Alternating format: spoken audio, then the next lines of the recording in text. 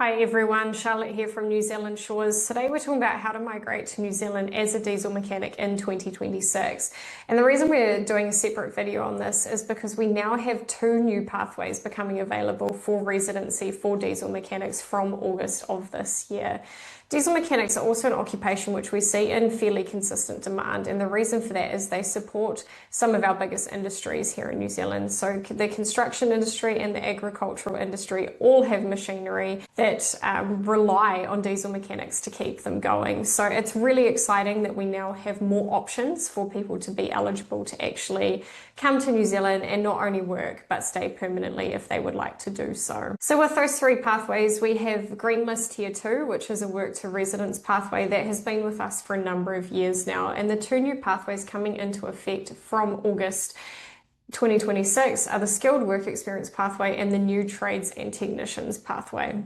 So we're going to talk first about the work to residence pathway, which falls under tier 2 of that green list. So under this category, you must have employment with an accredited employer here in New Zealand, and you must work for 24 months before you can become eligible. You will also have to meet one of two criteria. So one is that you have a level 4 or higher qualification. So a level 4 is typically a trade certificate or an apprenticeship, which has then been assessed by the New Zealand Qualifications Authority to clearly stipulate that the knowledge requirements of your overseas qualification meet the same knowledge requirements of a New Zealand certificate in heavy automotive engineering level 4 or higher.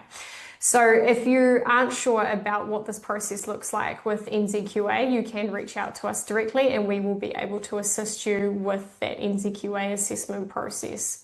If you don't have a qualification but you still want to apply under this pathway, you can go through the process of becoming a vehicle inspector with the New Zealand Transport Agency here in New Zealand. You will actually need to hold that appointment as a vehicle inspector for 24 months before you're able to apply. So that could actually push out your time frame as to how long you have to work in New Zealand in that role before you can apply under this category. One of our new pathways coming in from August is the skilled work experience pathway. Now this is a really good pathway for people who perhaps don't have a qualification. However, they may have years of work experience which has deemed them skilled in that role, and we do see that being fairly common across a number of different tradies. So you will have to have work as a diesel mechanic with an accredited employer, and you will have to have a total of 5 years directly relevant work experience.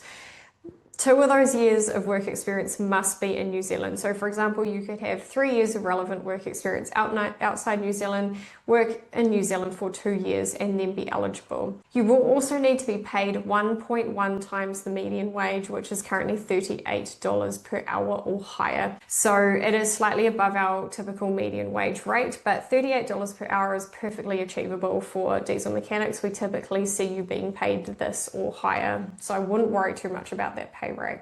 Our second new pathway, which is coming in, is the trades and technicians pathway. So again, you must have employment with an accredited employer. You must hold a relevant level 4 qualification. However, the difference between this and the green list pathway is that there is no stipulation that there has to be particular wording on your trade certificate. So it still may need to be assessed by NZQA, but you won't have to have your NZQA assessment stipulated that you meet those particular knowledge requirements. You must also have 4 years of directly relevant work experience, and 18 months of that work experience must be in New Zealand being paid at median wage or higher.